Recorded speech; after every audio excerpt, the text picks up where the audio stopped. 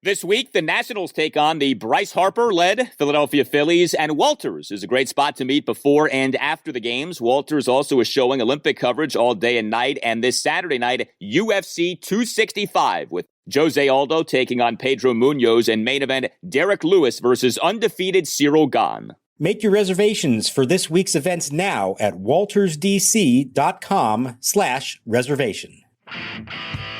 Here's a swing and a long drive by Carter. Kieboom. This is way back. Going, and gone. Goodbye. That one clears the visitors' bullpen into section 102. And it's back-to-back home runs on consecutive pitches for the Nationals. Espino ready. He brings it home. Swinging a fly ball right center field. Long chase for Robles. This one slicing. He's not going to get it. It's one hop off the wall in right center. Harper racing around third trying to score. The throw in overshoots everybody. It's backed up by Kieboom and the Phillies lead. Harper scores on the double for Hoskins. Their fourth double in the inning. And they lead it 4-3. The 2-1 is skied in the air to left field. Well hit. On the way back is Herrera looking up, and this one is gone. They throw the ball in, but it's a home run. Garcia slides into second. He doesn't realize he has his first big league multi-homer game. That hit the railing beyond the flower bed. And after sliding into second, Garcia will complete the home run trot on his third homer of the season.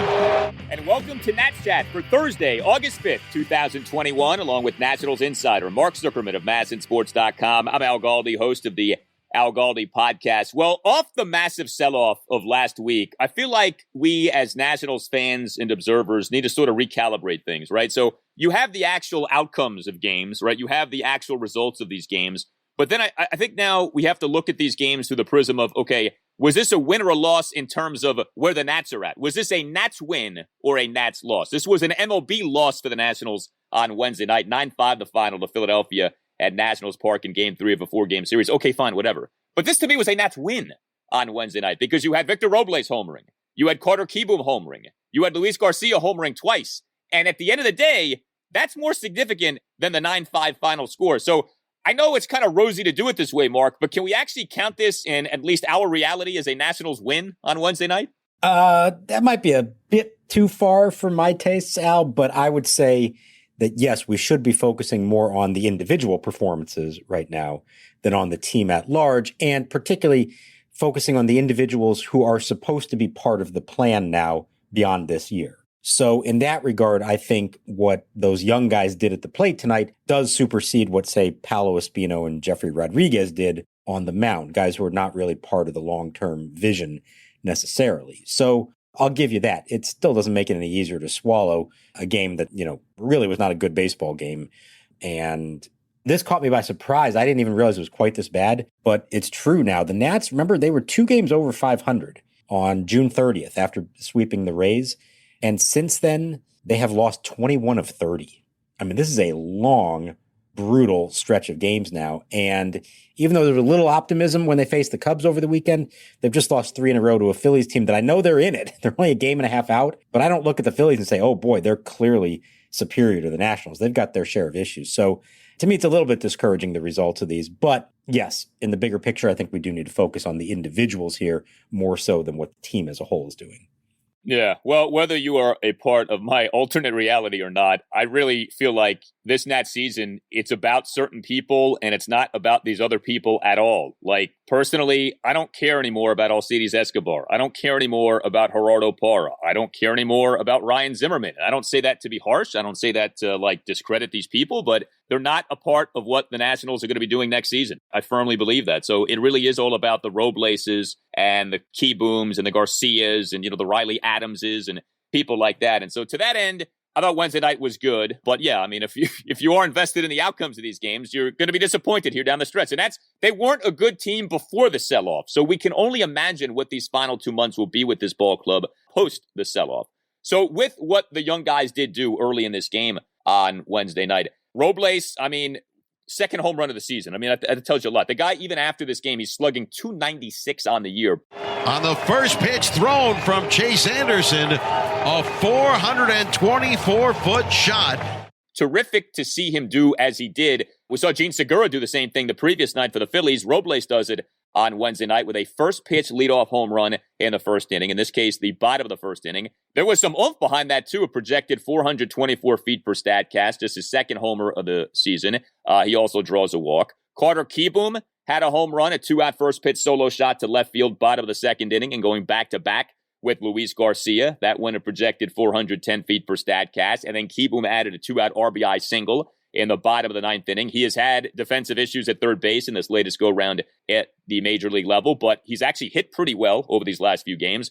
And then Luis Garcia, who I know he's not necessarily known for his power, but 2 home runs for him on Wednesday night. He was out there as a starting second baseman with Escobar back as a shortstop, number 7 batter. And Garcia, 2-out solo shot to right, bottom of the second, going back-to-back with Kieboom, and the leadoff home run in the bottom of the 7th inning. So more of that from those 3 guys would have Nationals fans feeling better no matter the outcomes of these games come the end of the season. Yeah, absolutely. I mean, all 5 runs they scored in this game were driven in by guys who are 24 and younger. That's good. Obviously, that's good. For Robles to hit a home run, that's great. We haven't seen enough of that from him. But bigger picture, Robles now out of the leadoff spot here in the last few days. If I have it right, I think he's reached base in 8 out of 18 plate appearances. That's good. That's what you want. You want him getting on base. And he even said afterwards, that's still his number one motivation is get on base. It's not even necessarily hitting for power. Now, if he gets a good pitch to hit, like he did in the first pitch fastball, go for it. And he paid off. But the walk later on, I thought was important. So yeah, those are good things for him. Garcia, he did hit for some power in Rochester this year. And that's actually an emerging part of his game.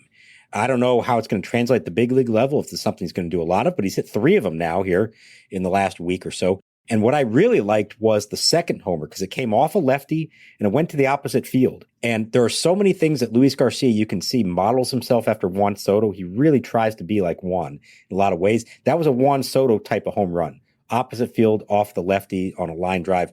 That was good. So I was really encouraged by that. And Kieboom kind of quietly has been swinging a much better bat here lately. He's finally hitting some balls with authority. And I wouldn't say that I had felt that up until maybe 2 or 3 days ago.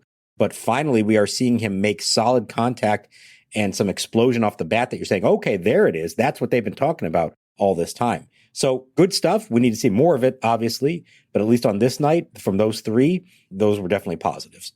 Do you know what the organizational thinking has been on Garcia as a batter? Because his overall minor league batting stats are not that good. But he did kill it for AAA Rochester this season. Like, do they think he can be a 20, 25, 30 home run guy? Do they think he's more of an on-base guy? Is it more about his glove and not necessarily his offense? What do they think about Garcia, the hitter? I think they see him as a flashy player who can do a lot of exciting things and maybe not the consistency that you would hope for, perhaps. So I don't know that they see him as a high on base. He's a little bit more of a free swinger. So I don't know if they see him really as a top of the order type of hitter. They do think he can hit for some power, and we saw that this year, and we're starting to see it the last few days. That would be nice.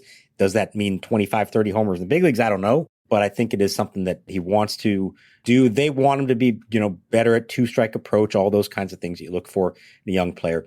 And defensively, they see a lot of flash, but they need more consistency there as well. And that does point to one negative from this game. That was the error that he made late in the game at second base. Andres Machado delivers. First pitch to Odubel Herrera, hit on the ground right side. Coming in for the outfield, Luis Garcia can't scoop it up with a glove. And Davey Martinez, unprompted, brought that one up when talking about Luis. As I told Louis, you just got to play the whole game. You swung the bat well.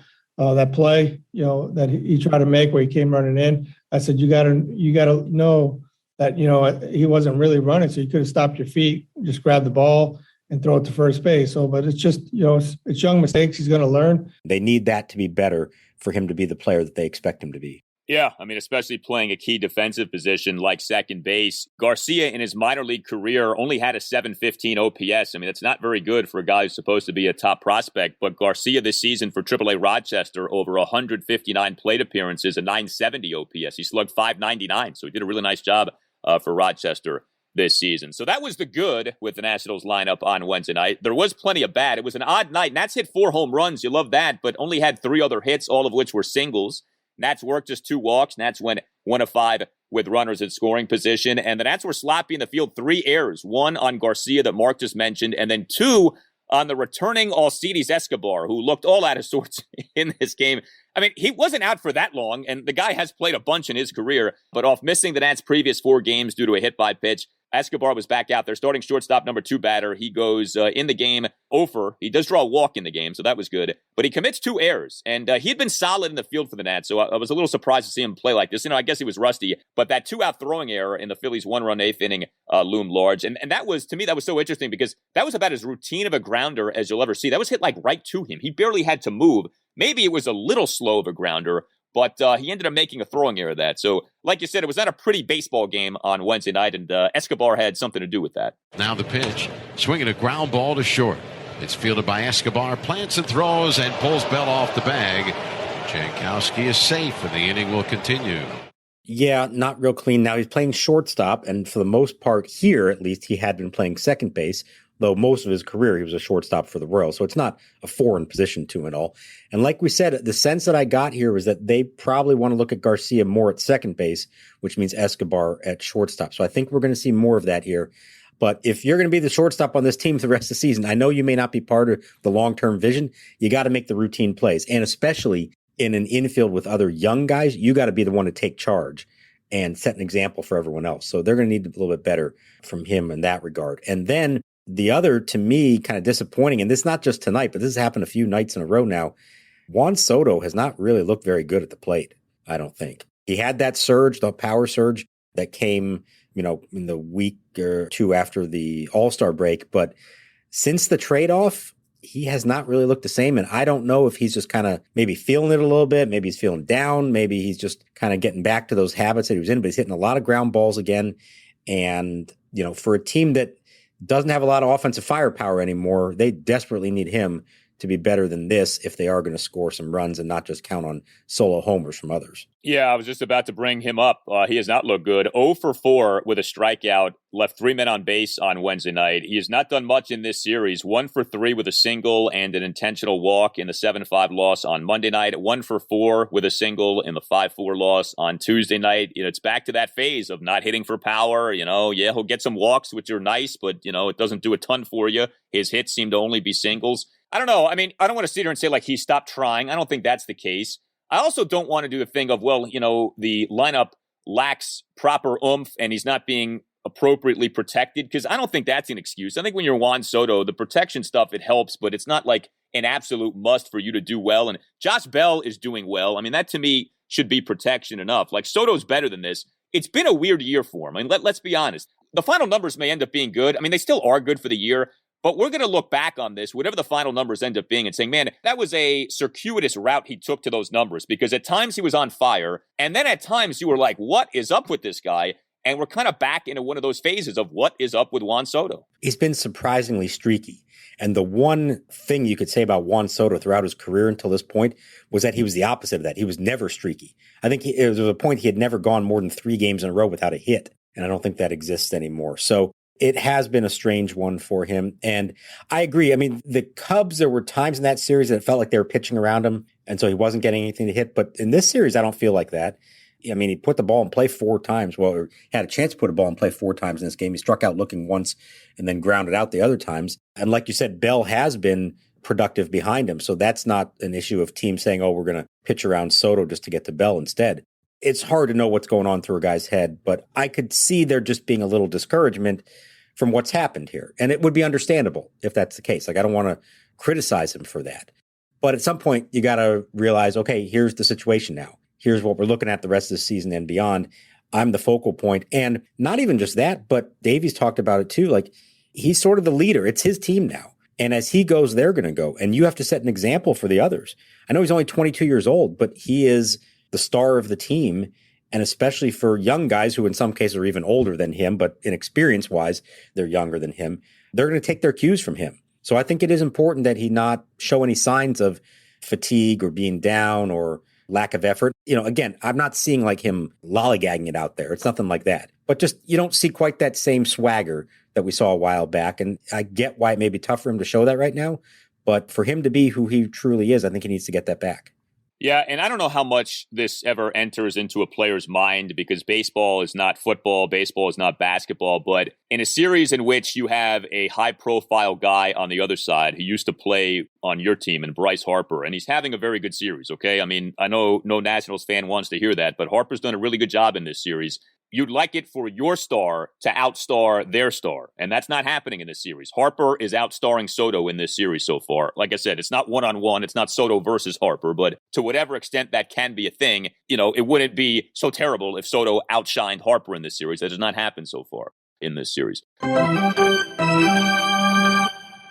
Nats Chat is sponsored by Silver Branch Brewing Company, located in downtown Silver Spring, only a 1-minute walk from the Silver Spring Metro station. Silver Branch is a perfect jumping-off point to Metro down to the game. Park at the Cameron Street parking lot and meet up with friends for a beer and a bite to eat before metroing down. You can also get Silver Branch beer at Nationals Park. Beyond the Gnome World, one of Silver Branch's 4 flagship beers, is available at District Drafts at Section 223. Brewed to be light and refreshing, Beyond the Gnome World won a gold medal for the Saison beer style at the Great American Beer Festival last year. Beyond the Gnome World is deliciously dry and thirst-quenching and the perfect beer for hot summertime ball games. You may not be familiar with Saison, but take our word for it, baseball season is the perfect season for Saison, and buying from District Drafts to support your local breweries is a gnome run. Go to Section 223 and try Beyond the Gnome World the next time that you're at Nats Park, and make sure you stop by Silver Branch, located in Metro Plaza, just steps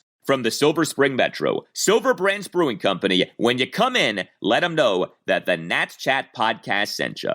Tickets for the remainder of the 2021 Fredericksburg National season are on sale now. They have promotions for every night of the week, like $2 Tuesdays, Thirsty Thursdays, Firework Fridays, and Giveaway Sundays. If you can't make it to the game in person, you can listen to a free online radio broadcast on the Fred Nats Baseball Network or watch a live video stream with a subscription to MILB.TV. Stop by the box office or visit FredNats.com for ticket information and see the future stars of the Washington Nationals today. Josh Bell did not have a very good night on Wednesday night, 0 for 4. Riley Adams was the National starting catcher on Wednesday night. That was kind of interesting. He went 0 for 4. We just saw him make his major league debut on Tuesday night off the Nationals. We're calling him from AAA Rochester on Tuesday. If we're establishing an organizational hierarchy at catcher right now, so Keibert Ruiz clearly is number 1.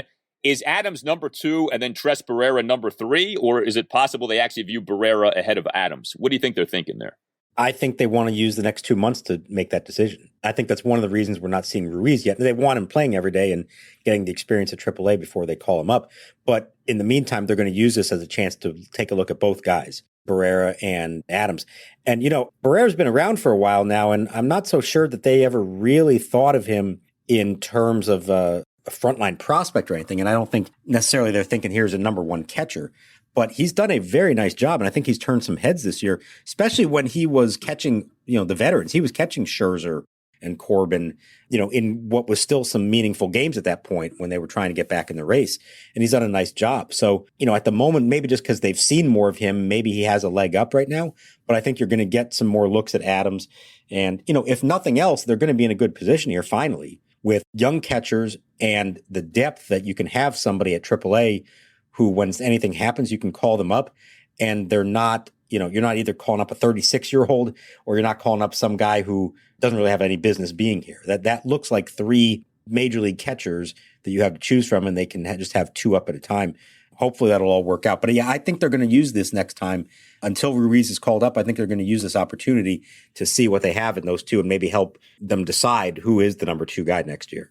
Well, the Nationals starting pitcher in the 9-5 loss to the Phillies at Nationals Park on Wednesday night was our guy, Paolo Espino, the secret weapon. And so secret is he is a weapon now that I think even he doesn't know that he's a weapon anymore, because Paolo's come back down to earth over the last month or so, and he had, if not his worst outing of the season on Wednesday night, then certainly among the worst. He had that relief outing in which he came up and gave up a grand slam. That might be the worst, but this was bad. 6 runs in 5 innings, and he got hit hard.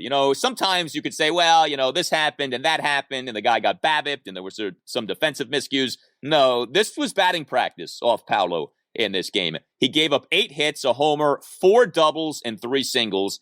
And the 4 doubles, incredibly, all came in one inning. A nightmare of a 4-run third in which the Phillies totaled 4 doubles and a single. And if you watch the game, you know this. It was like one hard hit ball after another. I mean, Andrew Knapp begins things in that third inning. Leadoff double off the right field scoreboard. Travis Jankowski, RBI double. Gene Segura, RBI double. Bryce Harper then came through with an RBI single on an 0-2 pitch. And then Rhys Hoskins, an RBI double. And then came the home run. 2 runs in the top of the 5th.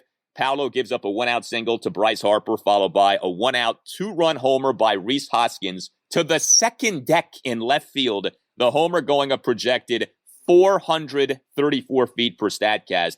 And then later in the inning was Paolo issuing a 2-out, 8-pitch walk of Alec Boehm. So this was uncharacteristic. Paolo threw 90 pitches over the 5 innings. He was not his usual pitch-efficient self. This was kind of one of those nights on which Paolo Espino pitched like we would have thought going into the season. He's been a very pleasant surprise for the Nats this year, but this was not a good evening for him.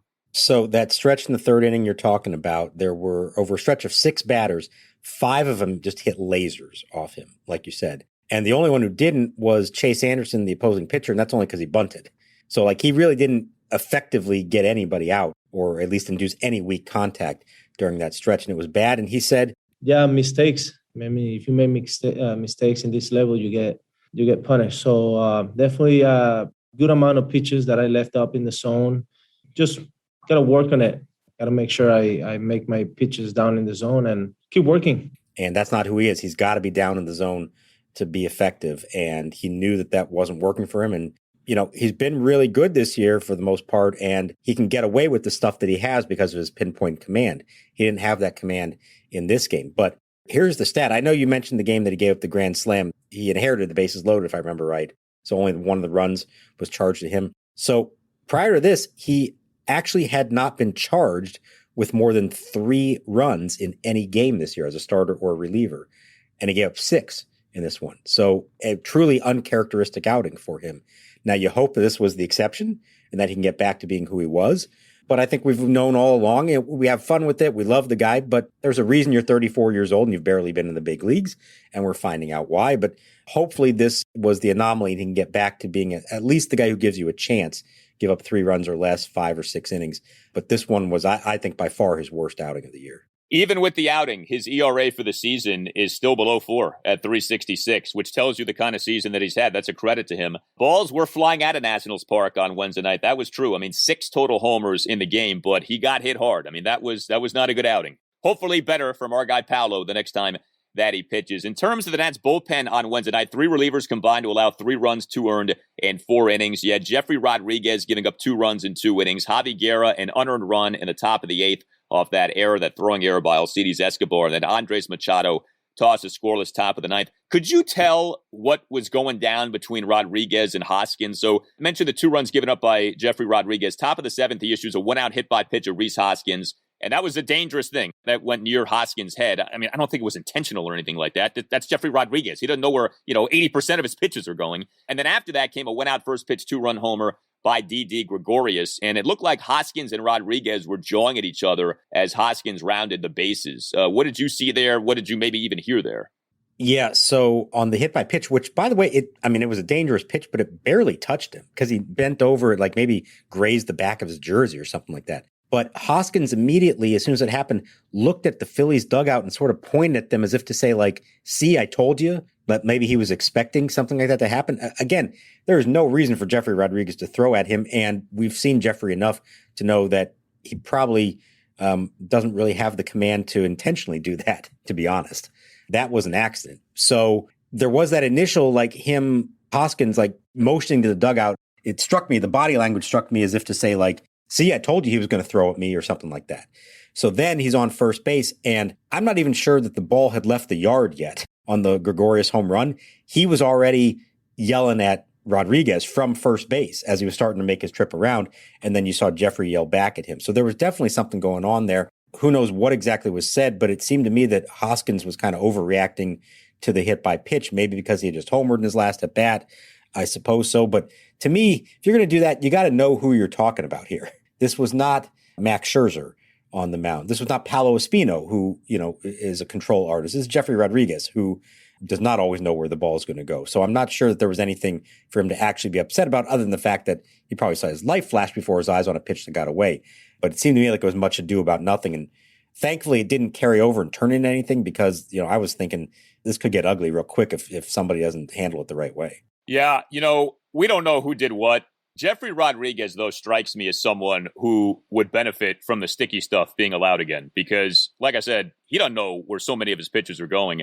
And I wonder sometimes, if you asked hitters, do you think most hitters, I know the sticky stuff helps pitchers, right, with the spin rates, so stuff like that. So I don't know if you're a hitter that you want the sticky stuff back to where it was, but there's got to be at least some portion of major league batters who are like, it wasn't that bad with the sticky stuff. And at least when I'm facing, the Jeffrey Rodriguez's of the world, I can safely bat, and I can understand that a pitch is not coming from my skull. I wonder sometimes that maybe some batters think the sticky stuff should be allowed, especially for guys like Jeffrey Rodriguez.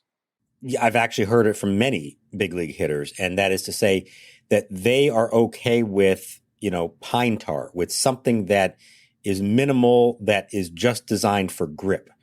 Now, where they have an issue is when you start getting into concoctions that are made to make the ball do things that it's not supposed to do.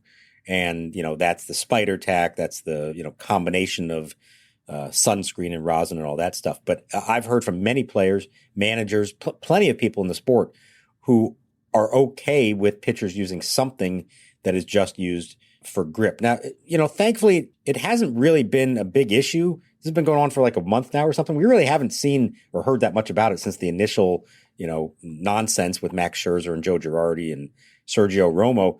But yeah, I think anytime something like that happens, there's still going to be a tendency to say, yeah, it wouldn't be the worst thing in the world if some pitchers were allowed to have something on their fingers that would allow them to get a better grip. And I think that's what everybody, or a majority of them actually wanted, was just don't send us from 100 to 0 and don't do it in the middle of the season. Like, give us a chance to ease into this and give us something that is uniform across the league that everybody can use, that is approved beyond just the rosin, because I think there is concern about health and safety of players when you have slippery hands throwing baseballs at people's heads. It does seem like hit by pitches are up. I don't know if the data backs that up. It does seem, though, like just watching Nats games, every game you have at least one or two hit by pitches. And I'm not sure that you had that in the past. But offense did go up initially anyway, off the crackdown. And like you just said, it's not been that big of a deal in terms of, games being slowed down and pitchers getting in all kinds of issues with umpires.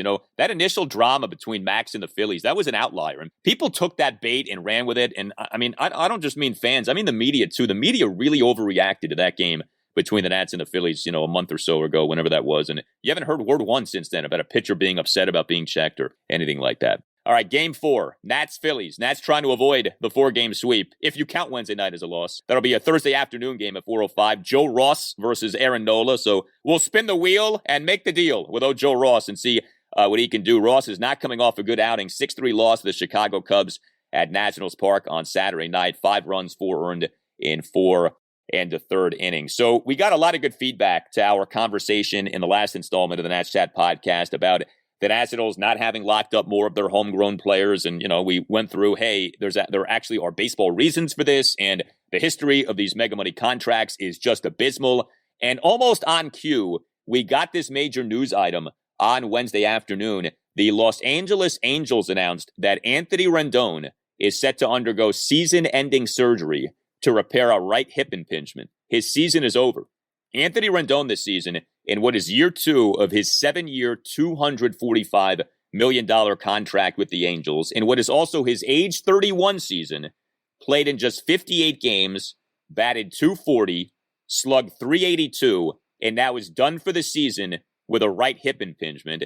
If you know your Anthony Rendon history, you know that this is not the first time he's been injured in his career. He was far from an Iron Man with the Nats. We're not trying to gloat over this, and we certainly wish Anthony Rendon well. We don't root against the guy or anything like that.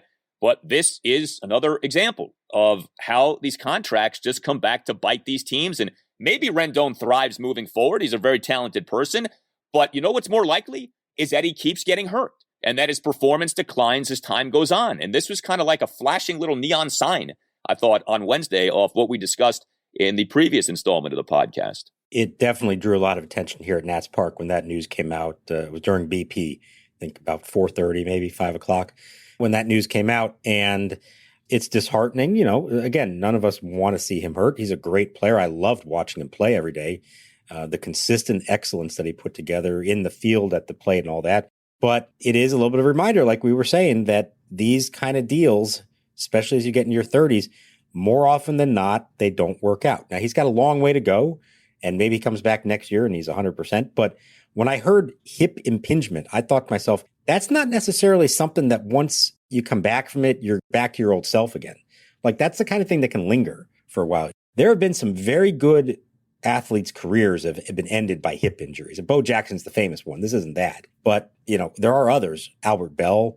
It's not a place that you really want to have things go wrong for you and that you want to have surgery on. So you hope that that's not a big sign of things to go completely downhill for him. But the timing was impeccable, given what we've seen here lately. And I'm sure if you're Mark Lerner, as much as you love Anthony Rendon, a little part of you is saying, like, see, this is why we were leery about giving him. This is why we're leery about giving Trey Turner a contract extension. And if you're of the feeling that they blew it, that they should have spent more to try to keep these guys, this is not ammunition on your side. This is ammunition on the ownership side. There really isn't anyone you can look at who the Nats have let go and you say, man, did they blow it in not re-signing that guy? There just isn't. Every one of these guys has either struggled or has not been great enough to where you say, well, it's a slam dunk that they should have given that guy what was necessary to keep him. I mean, honestly, the guy who's done the best at this point, if you're being truthful, is Bryce Harper. And, you know, not to relitigate all that, but I don't regret the Nationals not having re-signed him, and I think most people don't. So you're right more often than you're wrong if you just say no. If you know, and it's not always easy. I get that, especially coming off a World Series title, right? Like, what are you going to let both Rendon and Strasburg go? Let them both walk in free agency? But looking back on it now, just less than 2 years later, the answer is yeah. That's exactly what they should have done. They should have let both walk, and they should have been better prepared, better equipped to replace those guys, and they weren't, and that's a problem. That's why we had the sell-off last week. But that news on Wednesday, I'm like, geez, we were just talking about this, and something like that happens. Understand, Anthony Rendon has played in 150 games or more one time over the last 7 seasons. That's it. One time. He was not a pillar of durability with the Nats, and that's continuing now with the Angels. So, again, wish him well. You know, don't want to see the guy fail, but the reality is what it is. The other thing that popped up during the day on Wednesday, and I had to laugh, when I saw you tweet this, I couldn't believe this. The MLB schedule for next season came out on Wednesday. Did you know it was coming out on Wednesday? No, I did not. I did not. And you mentioned it just the other night on the podcast, right? Yeah. MLB is the worst with its schedule. And I understand it's a 162-game schedule. Like, is it that big of a deal when the schedule comes out? No, but you know what? It'll never be a big deal if you purposely don't make it a big deal. And that MLB on some random Wednesday in August just drops the schedule for the 2022 season. Zero buildup, zero fanfare, zero attempt to try to make it something. The NFL does such a great job with its schedule release, and people mock that. They're like, oh, who cares? It's a schedule release. No, people get into that every year. And again, it's different, right? 17-game season versus 162-game season. But again, in this day and age where you are competing like crazy for people's disposable income and people's interest in your product, you have to do everything you can to make everything you do a big deal. And if you yourself don't make something a big deal, no one else is going to view it as a big deal. And MLB, it's almost like they go out of their way to make this not a big deal. Some random Wednesday, oh, here's the schedule for next season. It's incredible to me. MLB does not have a clue how to market itself. Yeah, my personal feeling is, I'm not going to disagree with you on that, but I don't really care that much about the schedule. But the two things that I would like to see different here are, number one, why does it have to be announced during the season? Can't that come out after a season? Does it have to be out this far in advance? It's August. We should be touting playoff races and the rest of this season before we're talking about next season already. So that's number one. And number two, and this is actually what bothers me more, is the complete lack of creativity in the schedule. The Nationals are going to open next season at the Mets. And if that sounds familiar to you, well, it is very familiar because this is going to be the 4th consecutive year in which they will have been scheduled to face the Mets on opening day. Now, twice it didn't actually happen. In 2020, because the schedule wasn't the same as it was originally planned because of COVID and didn't start until July, and they redid the entire schedule. And then this year, they were supposed to play them, and of course, there was the outbreak that wiped out the first 3 games, so the Nats ended up hosting the Braves. But can we have a little variety here? not just the same division opponents all the time. And I looked at this in their history. The Nats have faced NL East teams on opening day in all but 2 seasons. They had once where they faced the Cubs at Wrigley Field, which was a lot of fun. That was 2012. And then once they were in Cincinnati against the Reds in 2018. That was Davey Martinez's first game as manager. Those are the only 2 times. And it's not just them, like everybody. It's, for the most part, it's division matchups. Obviously, there's 5 teams per division, so somebody has to face somebody else. But I started thinking about this today and like, why not try to do something a little more creative and create some more buzz with some other matchups, whether it's good teams from other divisions or even, here's a crazy idea. How about one year, just do interleague on opening day? Play your interleague rival. Let's go Yankees-Mets on opening day. Let's go Nats-Orioles on opening day. Why not? Like, do something different so it's not just the same thing every single year. I get it. It's opening day. People are going to turn out no matter what, who you're playing. Doesn't matter. But I got to tell you, I'm sick of the Mets on opening day. I'm sick of the Braves, the Phillies. It's always the same thing. And I heard the schedule was coming out maybe an hour before it did. And I'm thinking to myself, well, maybe it'll be a little different this year. Maybe we'll get somebody from the Central, maybe somebody out west, something different. And then it comes out and I look at it, it's like, oh, they're at the Mets. And then the home opener is against the Phillies 4 days later. It's like, man, been there, done that. That does nothing for me at this point. I didn't realize it had been that frequent. Nats, Mets on opening day. That's something. I want to make clear, too, yeah, it isn't that big of a deal, the MLB schedule. I understand that. But the onus is on MLB to try to make it a big deal. Again, it's your product. Sell it. Dress it up. Make us care. MLB has its own network, MLB Network. Do a 1 or 2 hour special. It doesn't have to be breaking down every game, but, announce the schedule, talk about the ongoing pennant races. Like, make it a thing. Make an attempt. To me, it's such a give-up attitude to just drop it in the middle of a Wednesday, some random Wednesday in August. You know what's interesting? MLB for years hasn't maximized things like the schedule release, like the draft. MLB changed when it did the draft this year, right? Did it on a Sunday evening. The draft actually did a pretty decent number. Trying to dress it up a little bit worked. Try that with the schedule, okay? The NFL has done such a great job with its schedule release. Try to learn something from the league that right now is blowing you out of the water in terms of popularity in this country. So I just got a kick out of that. When I saw you tweet that, I was like, oh my God, the schedule's coming out today? Like, where did that come from? I was thinking of you because I know you had just mentioned it just the other night about how random it is when it comes out. And yeah, even earlier than usual. I was, figuring, sometime later this month probably, but no. Here we go. August 4th, 1 p.m. on a Wednesday. There it is. There's the 2022 schedule. You can always email us, natschatpodcast@gmail.com. We got a very nice email from Larry Cohen about our conversation about Trey Turner and the Nationals' lack of signing homegrown stars and why that is. We appreciate that very much from Larry. We got an email from Steven saying this. You guys mentioned recently with the added guys to the Nationals organization and them playing so quickly. Isn't that more a statement on the Nats farm system than the guys themselves? Not saying they aren't capable, just that the farm system still needs an infusion of players. Yeah, I mean, it's not like the Nationals now have an elite farm system, but at least it's a little more respectable. Before they called up Josiah Gray, the Nats had 4 of the top 100 prospects in baseball per MLB pipeline. That's pretty good to have 4 of the top 100. It wasn't that long ago the Nats had 0 of the top 100, and then it was, 1 of the top 100. More recently, it was 4 with Cavalli and Jackson Rutledge and Josiah Gray and Keibert Ruiz. So, I mean, you got to start somewhere. But yeah, no doubt. Like when it was 6 of the top 16 prospects in the Nats system per MLB pipeline being new guys, that is an indictment of the Nationals farm system. It was in a really bad way prior to these trades.